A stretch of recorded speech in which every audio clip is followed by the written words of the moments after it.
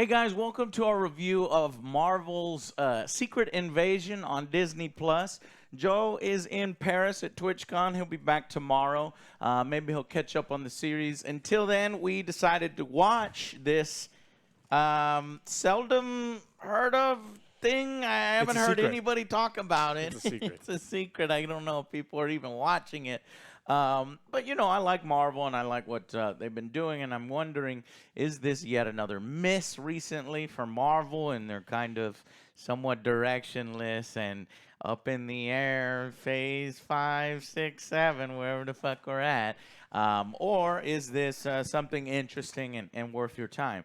So me and Alex watched the first 3 episodes. It's a 6-episode series, so we'll give you a little mini review here on the first 3 episodes. So this basically covers Nick Fury's return to the Marvel universe, and Samuel L. Jackson has said that this kind of explores his character in a different way. You know, we've had the badass, Nick Fury. And this one's more like an old-tire Nick Fury, kind of exploring his characters and ramifications of his past, and kind of a little bit of a crisis of faith. But you have Samuel L. Jackson returning and Ben Mendelsohn reprising their roles as Furious and Talos. And you're dealing with the very famous comic storyline of Secret Invasion. Obviously, this kind of unfolded differently in the Marvel universe because in the comics, you had a bunch of heroes that ended up being Skrulls, and Skrulls were bad guys. But in the Disney version, the Skrulls were good guys. And so people were like, how the hell are we going to do this storyline? And so they have to do kind of a little bit of a retcon. It's like, oh, well, there's good Skrulls, and then there's bad Skrulls. And now the bad Skrulls have convinced all the other Skrulls that were secretly living on the Earth to perhaps do the secret invasion now. So this actually premiered back last month, June 21st, and it's 1 episode a week. And so what did you think, Alex, of the first 3 episodes that we saw? It's pretty good. It's better than I thought it was going to be. Now, I don't like Skrulls. I don't think they're written well. I don't like the design of them, as I don't like any sort of shapeshifter that copies your DNA perfectly and they can just absorb your entire mind. So, like, I like the idea when someone can take your form, but you have to try to figure out a cool mind trick to, like, determine which one's the right one. If they can just pull your mind out and be like, I'm a perfect DNA copy, and then sometimes they're super Skrulls, I don't find it interesting. Like, I think that there's a great opportunity for shapeshifters, and I don't think Skrulls historically for me has worked. That being said, I think they've done a pretty good job taking an entire subject matter that I don't give a shit about and actively kind of dislike, and made me interested. So it's like they've done an okay job on like making an interesting spy type thing. It appears that they've learned from some of their mistakes with like Falcon and Winter Soldier, where they kind of do a slower spy thing. Much better bad guys here than in that one. But there's still a lot of weird, awkward scenes that just don't work. So for everything that they're doing right, there's like, man, what the hell was that scene? I don't know if the actors had just they read the script and go like go, and they did it in one take, or what the hell is happening. So far it seems interesting enough. I don't hate it. Yeah. So would you recommend somebody, because you obviously, me and you are like, man, we don't really care about Secret Invasion. I don't really need to see it. After watching it, my opinion is, yeah, if you got some time, yeah, let's check it out. It kind of convinced me, kind of surprised me, maybe because I gave it that low bar. I didn't expect anything from it. I think Samuel L. Jackson's put in a good performance. You know who I think is carrying the season? Ben Mendelsohn, man. Yeah. That guy is great. So if you like Ben Mendelsohn is in his acting, is doing well. They've got several subplots going on that I'm interested in. You have Ben Mendelsohn's Talos' character's daughter, who is involved with this Skrull rebellion, and obviously he is the leader of the good Skrulls, so there's conflict there. It's like, how is he going to get that resolved? And then sort of Nick Fury coming back to S.H.I.E.L.D. after basically kind of being MIA and abandoning them, going to space and taking that vacation where he's got his shoes off, he's walking around on the beach or something, taking a mental break. How does how is anybody going to take him seriously that he is on the scent of a massive invasion, even worse than a lot of the things that have been going on in the MCU lately? Take him seriously. So it deals with some interesting things there, and we think that it's so far done pretty well, and mainly due to the writing and the acting. So, yeah, let's go into the individual episodes. So overall, we think, yeah, if you got some extra time, it's worth checking out if you like those particular actors. And it actually advances the story. There is a character death. We'll save it for the spoiler section, but I'm like, huh. Okay, I didn't expect that. Did somebody's contract run out? Did they have other responsibilities or a movie to do or something? I don't know. But I was a little interested, and I was like, huh.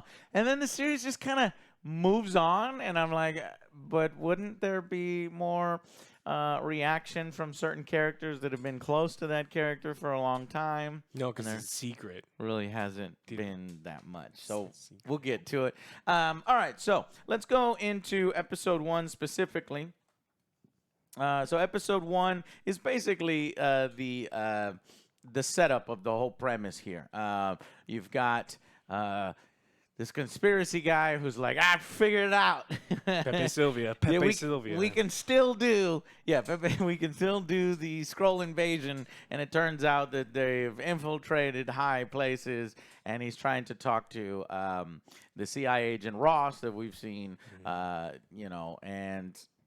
but it turns out to be Ross was one of the scrolls and the bad scroll, and he, attempts to kill the CIA, or does end up killing this CIA agent that discovers all this.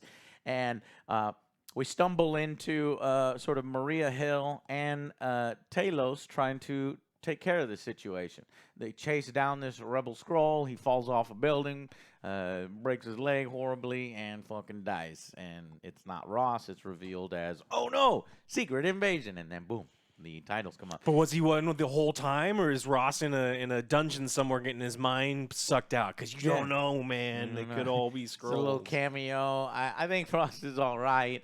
And then the series has, I like the intro. Yeah, it's cool. The intro is like this art that kind of has this shifting oil painting canvas, which you see ties into episode 3 later on. But it's visually appealing, and it's cool. But so we're going to get into spoilers of the exact details of each episode. So if you don't want that, watch these 3 episodes before you watch this next part here that we're about to get into. So they introduce a leader. They kind of keep him off screen mostly. His name is Gravik. And this is a new character because I kept searching through my mind. Have we seen this guy before? No, I think it is explained later on in episode 2, Gravik's history with both Talos and Nick Fury. And basically, it's a break-off faction of Skrulls. Apparently, Talos has sent out the call across the galaxy for all the rest of the Skrulls who have been scattered to come to Earth. So now and Samuel L. Jackson's like, what? Motherfucker, he's like, doesn't think 1 million Skrulls. He's like, we can't even handle, our own problems. We're trying to kill each other. You think that this is going to work here and we can live in peace? That's not going to work. So all the Skrulls are living amongst, and so these guys are convinced, and they're fanatical about destroying the human race. But they want to provoke a war between the United States and Russia so that there could be a war and they could just kill each other. But I'm like, okay, if there's a war between Russia and the United States and is nuclear fallout, the Skrulls aren't even going to be able to get their own fucking planet. Well, they're 'cause immune the to planet radiation. is They're- going to be destroyed. Oh, that's right. Yeah. They do throw that And in so there. if they all live in the uncharted areas of Siberia, if the whole world is blown up and they're immune to They radiation, can still live. if there's like this throwaway thing, it's like, no, it's fine. It makes That's sense. fine. It makes sense. We can live through an atomic bomb explosion. No, I guess they would be underground and then they'd come up later, I guess. Or they're saying, we'll kill them all off before the nukes are actually shot. We just want conventional warfare so that there's chaos so that all the Skrulls can then take over somehow. But obviously, You have Agent Maria Hill and teaming up with Nick Fury. She's a little upset that he's kind of abandoned. She's taken over, and they try to stop the plot. And they also introduced this MI6 character who's been here before. Sonya Fallsworth is her acquaintance. And I'm like, this actress is good. She's a great actress. I've seen some of her other stuff. I love it. But it just seems like a side thing. And I'm like, I don't know if this really has much place here. Why is MI6 doing nothing? It's like, if she knows about all this, why is she not helping out more? So I don't understand why MI6 is sitting on their hands. But eventually, this plot unfolds where on Unity Day, Gravik and his forces launch a terrorist attack. And they make sure to do the guy that did the terrorist attack, I'm American, just to instigate things. But during that, we get the big character death reveal that Gravik actually manages to outsmart them. He knew they were going to be there, and he shoots and kills Maria Hill. So, Maria Hill's out. No mas. No mas on the MCU, I guess. She had other things to do. Oh, they like going back in time. There's all sorts of opportunities for them to be like, no. We'll go back to the because you think that she's coming back? We saw her casket. We saw her mother crying over her. I think there's cameos for sure. I mean, even in this thing, we go back to 95. We go back to 98. I think there's opportunities for her in other projects for them to, kind of go back. Yeah, but she's dead. So you think in the from here they actually took out a major character, though upon major she's definitely a side character. Yeah, she's a side character. Okay, well she dies, and I was a little shocked. So I was like, okay, how are they gonna bring her back? Is the instant thought, right? And Fury is over her body, and he realizes, wow, this is not the Fury that we know. He's old and slow and got outmaneuvered and is letting things get out of control. And so that creates a lot of drama and tension. Then we go into the next episode. So that episode is called Resurrection. This next episode is called Promises. This is all directed by Ali Salim. And it's well done. But I feel like Nick Fury doesn't reflect enough on Maria Hill's death. He just kind of moves on. He's just like in the train like mildly perturbed, you know what I mean? He's like, in episode 3, he doesn't mention revenge, but he doesn't ever say Maria Hill's name. He doesn't. It's more like for him rather than, So I don't know what's up with They're that. doing so much stuff with his character. I mean, that is one of the things on my long list of things that kind of bother me about the writing of his character. In episode 1, they really establish that Nick Fury got blipped away. He came back, a shell of his former self, abandoned his mission.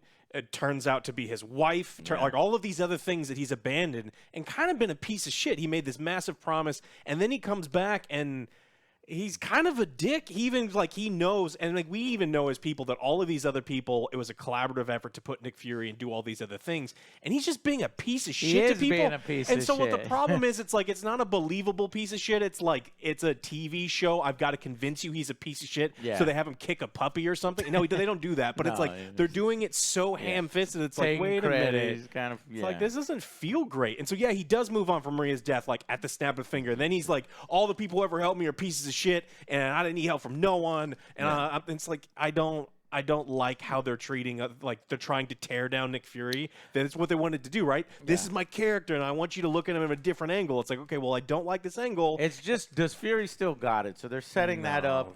Let's give a rating to episode 1. I really liked the setup. I liked creatively, yes, it's different from the comics. The heroes are not involved. So this is another angle.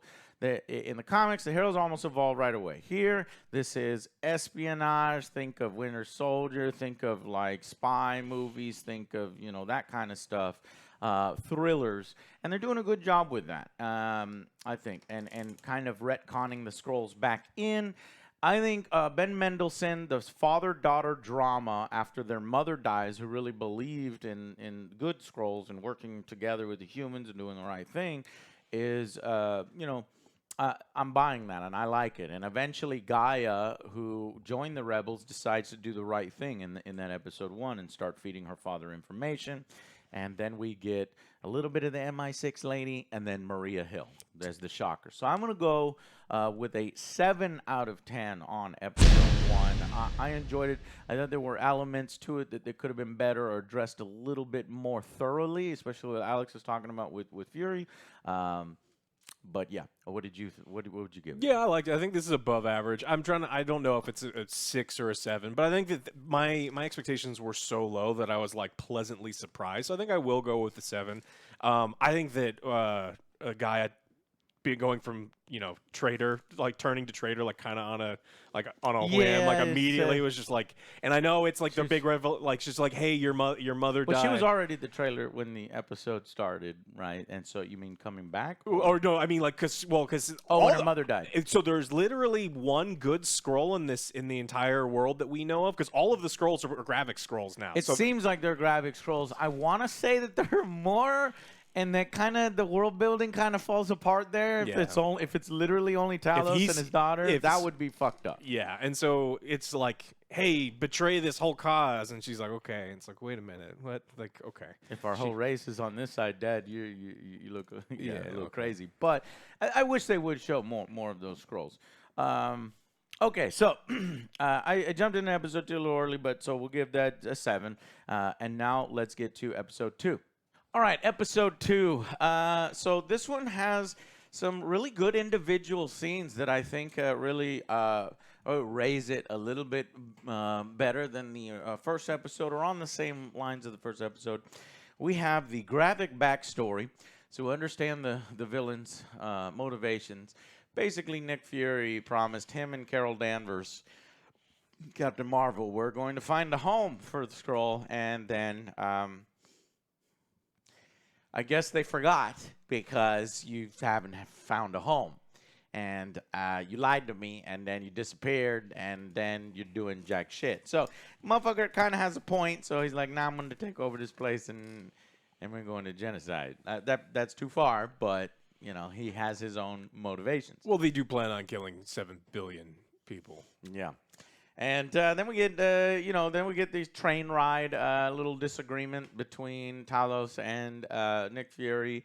Instead of kind of mourning Maria Hill, I guess he's kind of wrapped up in this whole situation unfolding. And we learn that there are a million Skrulls already on Earth. As Nick Fury tells the story about how his mom on train rides to Detroit used to do, tell me something I don't know. he could have just asked him directly. It's a big fancy thing. But whatever. Good acting, interesting stories. And he tells him something he doesn't know, that there are a million Skrulls on Earth and this shit is bigger than he thought. So then we get another great scene, Gravik taking control of a council. And these council have been Skrulls that have infiltrated government, not necessarily for nefarious purposes, but just to ensure that the Skrulls can live on Earth and everything's cool. Well, they did have to kidnap the originals because they're all. I think so. Because they're all in that basement. You see them. No, but I think those are the originals. Because the guys in the basement, like in episode 3, you see all of the politicians down there having their mind wiped, and so it's like in episode 3. So what I was thinking is that those are the Skrulls, because these Skrulls didn't seem like part of Gravik's forces.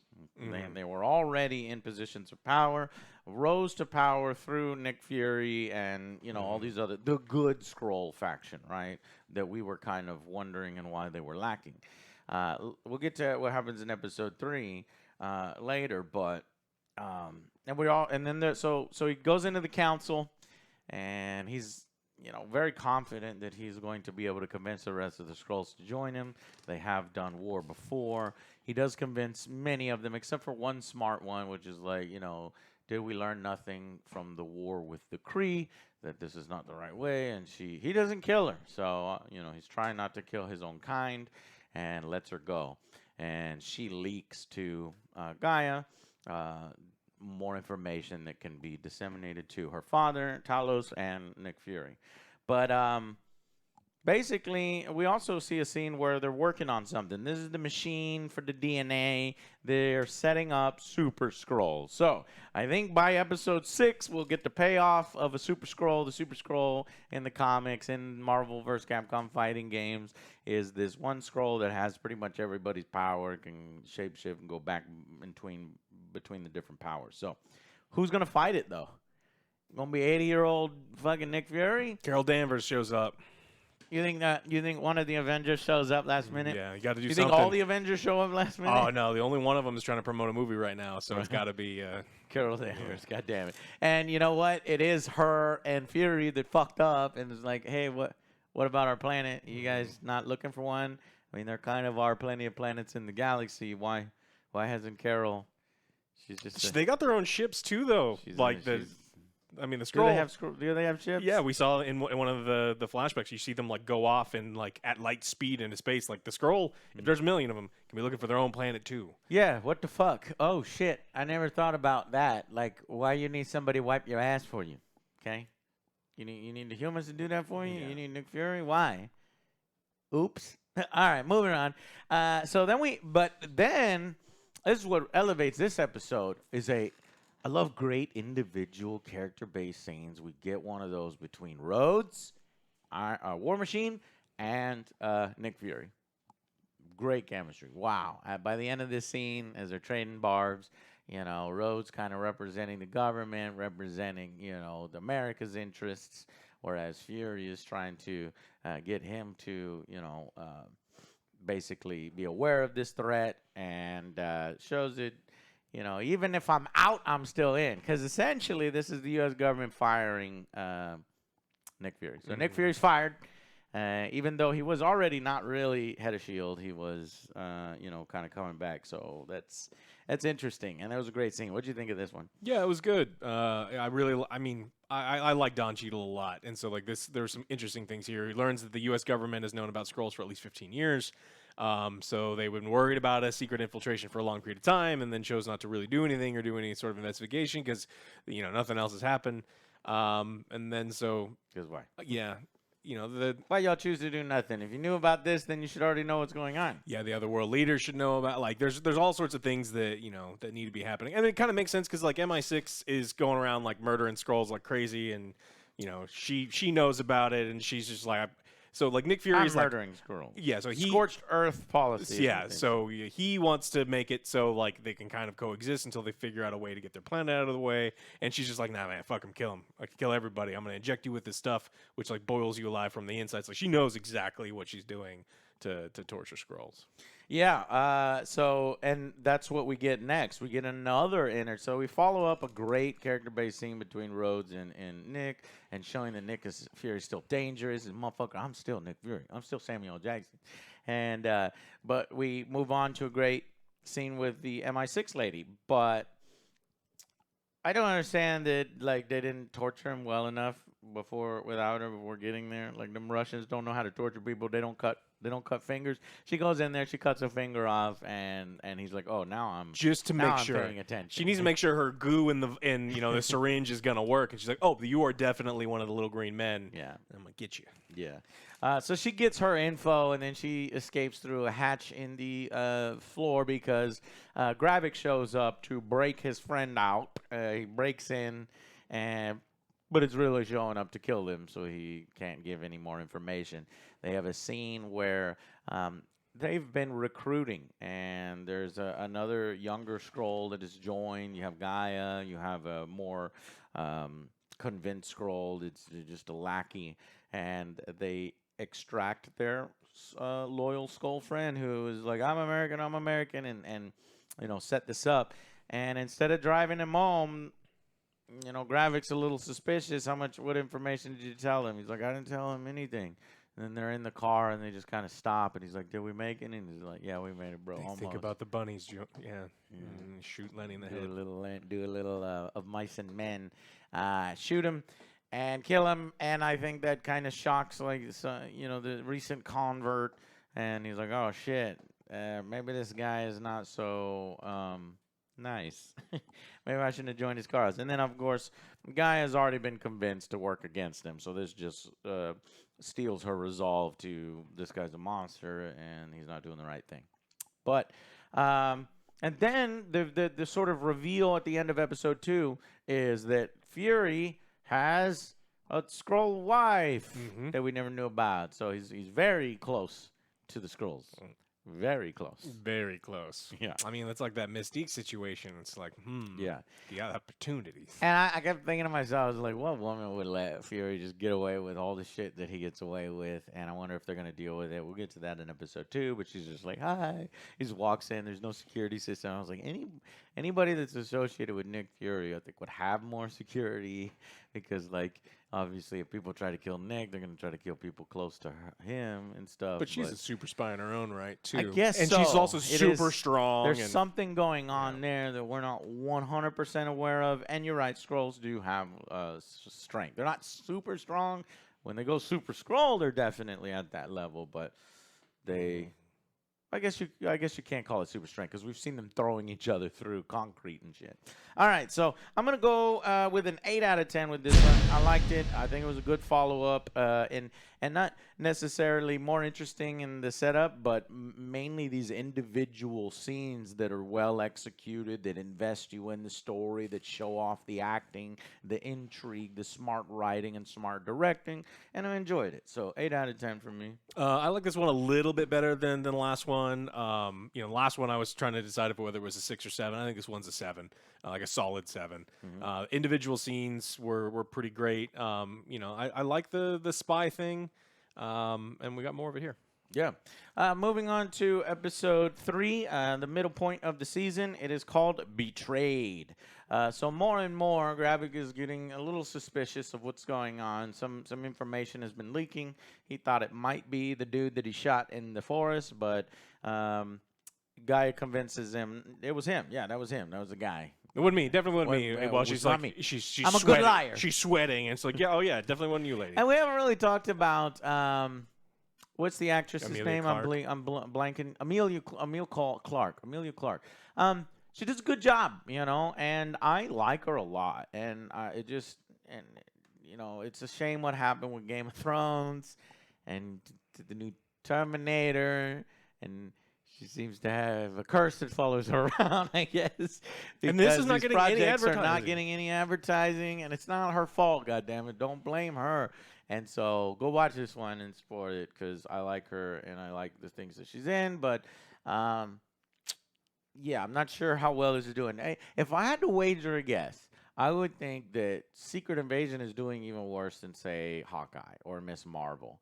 I'm very curious. Is the Secret Invasion getting watched more than the niche Miss Marvel? We won't know. I don't think they share those numbers, but maybe by the time the season is done, they will. Okay, so we're getting into episode 3, and we learn that there is drama between his wife and him. At first, she puts on, the good wife kind of thing where she's accepting and loving no matter what. It's like, I knew if I'm going to be with Nick Fury, motherfucker's going to take off. But then she's like, but you can't be doing what you did, which is, you could have come back, you could have said something, so I had to move on with my life and do all this other stuff.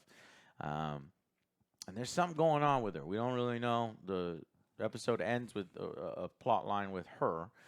So we've got a Skrull wife. Then we get another good meeting because previously Talos is like, I want a meeting. Set up a meeting between me and this goddamn rebel leader. I'm responsible for him, because he's in my race and was under my watch kind of thing. I got to talk to him.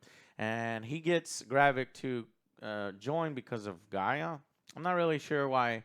It's not like Gravik is in love with Gaia or cares too much about Gaia, but he's like, it's about my daughter. And so he's like, all right.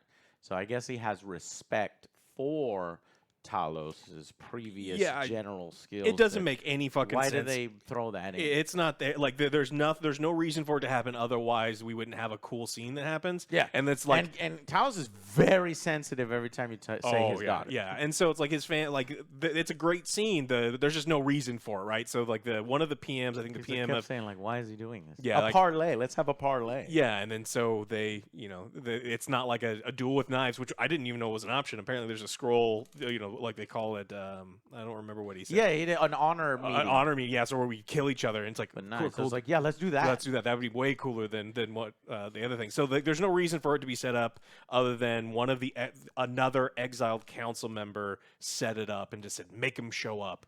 So I don't know what he's doing here, and I guess it's because in the world building felt a little bit on this side that the Talos has scrolls we haven't seen, and because that would be the only reason why Gravik would entertain him because he wants access to the rest of the scrolls, yeah, or whatever. and then or to try to give the daughter however many more opportunities to prove that she's the traitor over and over. But it's like he's already. But it's like at this point, like he already knows that she's the traitor. Yeah.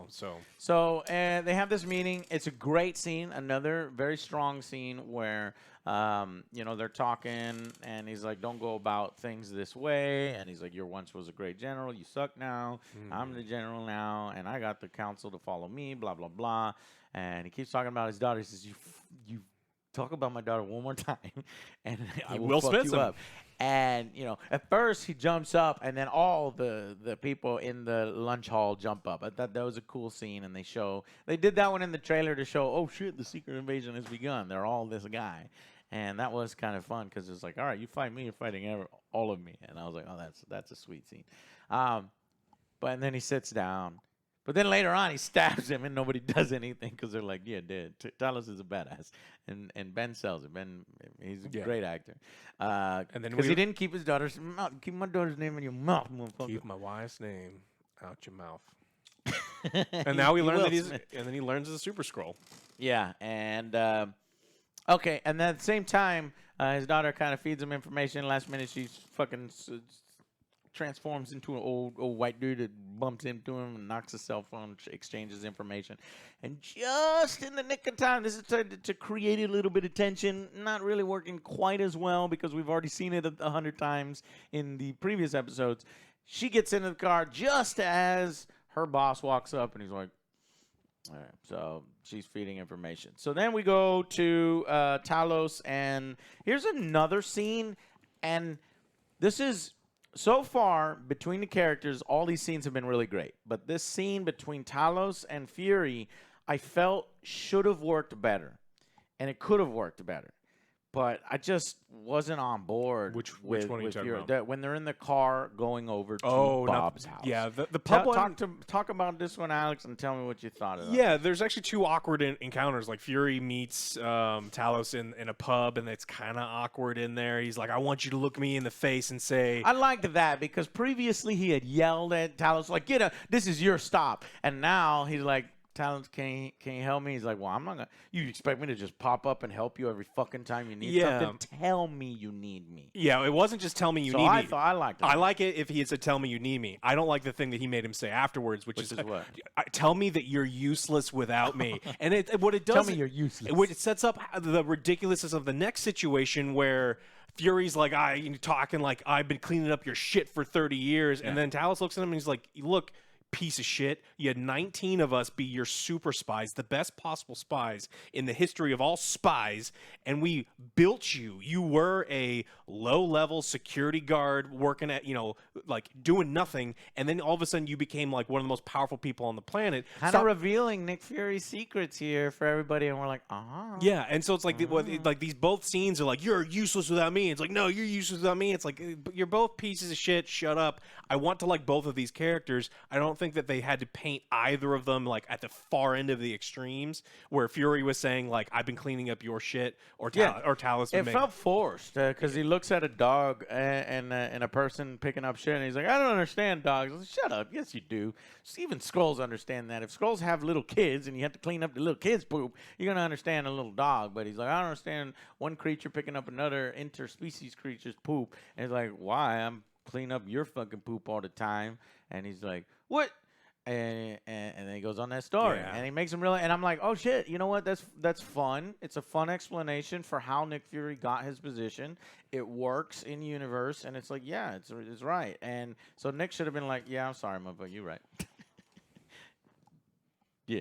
And he's like, you're smart. I don't want to take anything away from you, but you needed us, and did Nick Fury really need them, or did he really need Nick Fury? I guess so, yeah, because he's the leader of Shield, and he can help the Skrulls and all that stuff. So it was a symbiotic relationship. I liked it, and it was one of those scenes of guys giving each other shit. You know what I mean? We do that all the time. But for some reason, it just didn't resonate the way I thought it would. I don't think it was written particularly well. And I Yeah. think that there were so many good individual scenes that we've seen thus far that it this was written well, that I think that, like, I think that by could've comparison, done it this is right. a bad scene. Yeah. And it's like, I don't yeah, so. So we get to Bob's house, Alex, and what happens? Who's Bob, A by bunch the way? of bullshit that doesn't actually make a lot of sense. Someone's going to have to explain this to me. They show up. It's a giant collection of scrolls. And Bob is he's technically the commanding officer in charge of the Neptune, which is a nuclear sub. That he controls the sub from his house. Yeah, that he controls the sub from his house, and he gave the sub, which has some scrolls on it, the order to launch an attack on Against a UN plane, ship, which would have caused an international incident. which would have caused World War III. Yeah. So I don't know why Skrulls had to be on the ship in the first place if this guy was actually in charge. So like this whole scene of putting 3 Skrulls in there doesn't make any sense because that's how the chain of command works. So you'd have to They did do a previous scene of 3 skulls on the naval base, Yeah.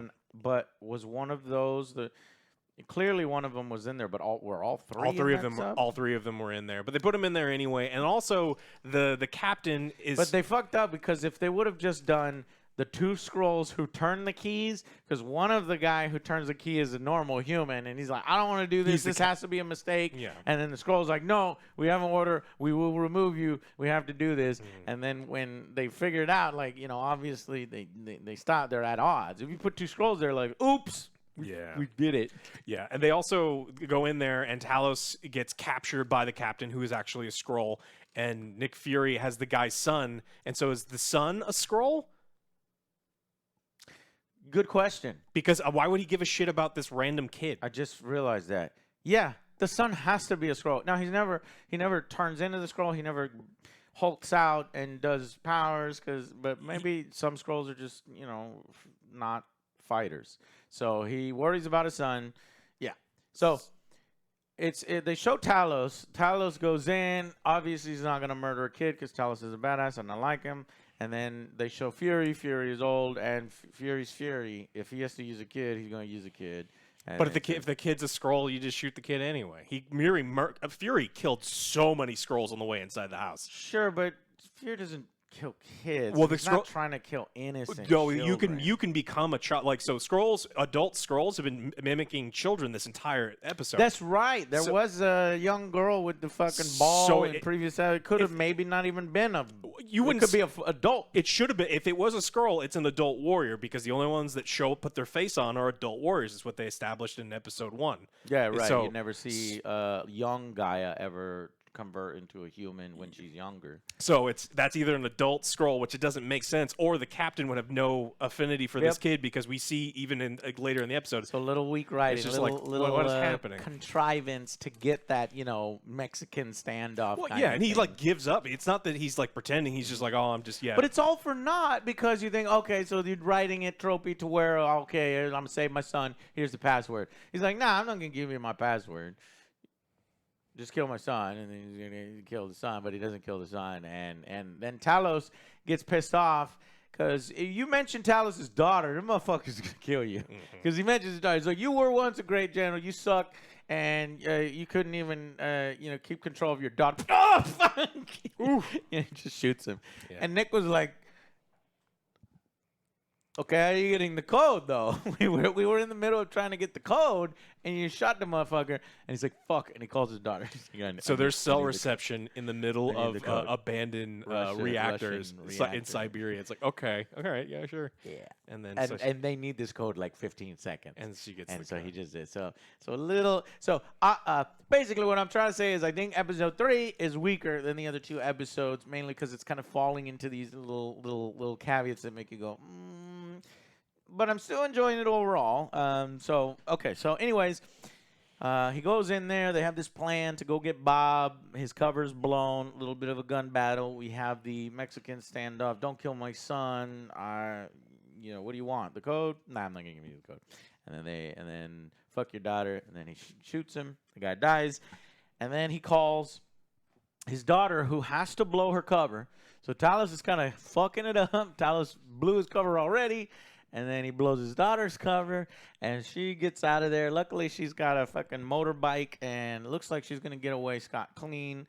But Gravik was waiting for her outside because he had an idea, and it turns out this whole idea was just to fish out the traitor. He's like, yeah, it would have been valuable, and I would have appreciated it going through, but what's more valuable is I figured out who the traitor was, and then before she can even, respond, he's like, bap, and one shot, she's dead.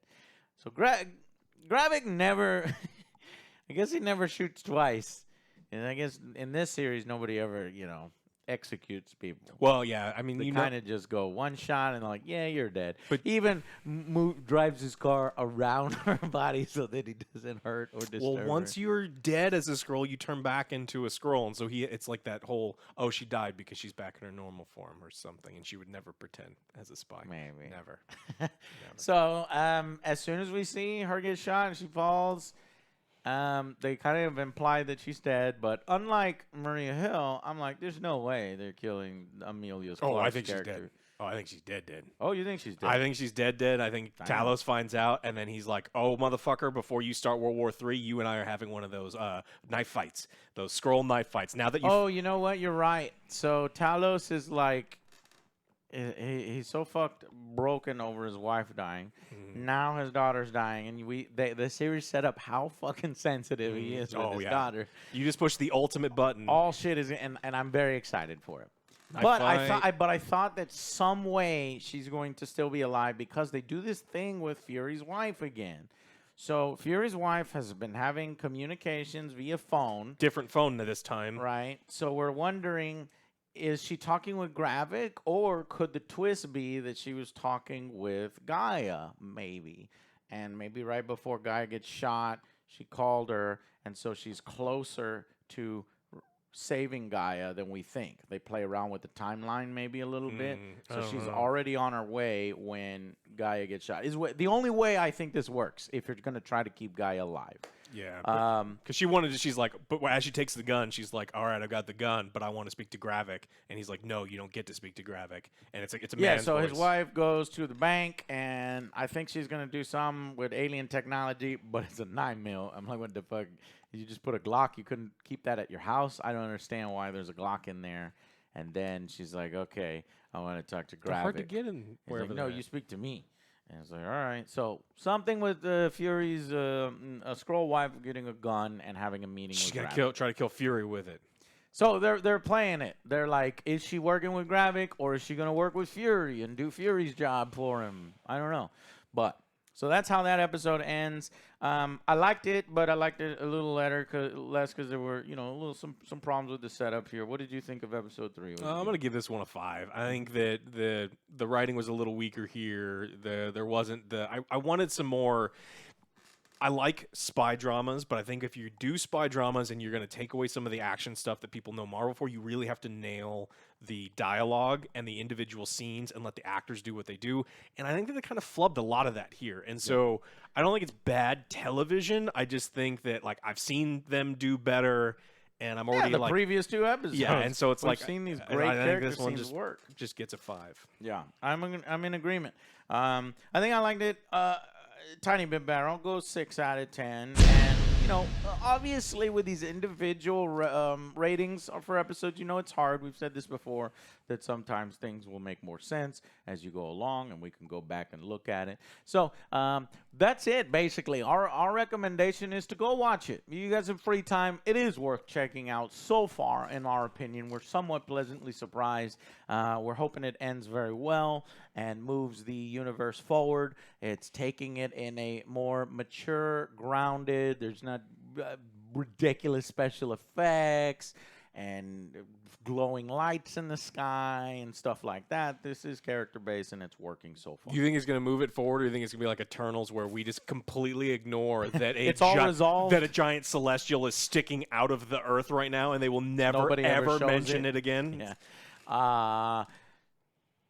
I do think that the scroll will show up, the Super Scroll will show up, and it'll be dealt with all in the same So they've episode. established that the Gravik is a Super Scroll now.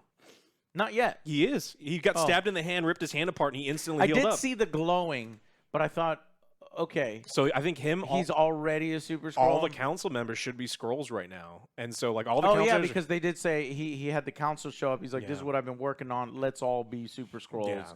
Yeah. But so we needed to talk about that. So why are they in the graviton chairs or whatever? Oh, so the pod thing. I think they call them fracking pods or whatever. So Because that will take the memories. you can instantly download a person's entire memories, pretty much the essence of their being. So Skrulls look at you and they can immediately copy your DNA, and with 2 fingers, if you're in this pod, download your entire brain. So they are you. Even telepaths can't tell the difference between you and them. They know everything. And so now that they've captured But why did they choose at that moment to show these particular faces in that machine when we already know that they are a part of Gravik's force now? Are they implying that these faces are the humans from far long time ago before the Skrulls took their place? I thought these Skrulls chose their human face and were never humans in the first place, like the leader of the UN, that guy. Yeah. He was always that guy, and then he became the leader of the UN, and then he joined Gravik. So then why would he be in the chair? Does that imply that Gravik tricked all the other council members, and now they're all Gravik's forces, so he scrolled their scrolls? You know what I mean? I interpret it as pretty much the second you get elected to be the PM, like the Prime Minister of England, they take her to a back room, they put her in a thing, and then the scroll just becomes them, and then like they're in that thing forever till. So even the good forces, the good scrolls, were doing that. I mean, they've been But spies. then why are they apart? But why are their bodies now in Gravik's compound? That would mean they would always have to. I think that's like Gravik's weird, compound. lazy like the director's trying to show It's you. confusing. It's like the director's just trying to show like everyone. It's like, hey, these people are here the entire time. And the scrolls, even the good scrolls, I mean, it does suck for them that you are in essence killing other human beings, but they're weighing. It's like, look, me becoming the PM allows 1 million scrolls to, in theory, live in peace on Earth. That's why I thought that they were always that form. They didn't actually replace humans, and they moved up or whatever. Or if they did, they would be in different compounds, not Gravik's compound. Tell us what you think, okay? I'm sure we're going to get more into that. There's 3 episodes left, and we'll see where it goes from here, okay, guys? Thank you so much. When Joe comes back, we'll have him watch, maybe catch up and get his opinion on it, and we'll see you guys on the next Angry Joe Show. Bye, guys.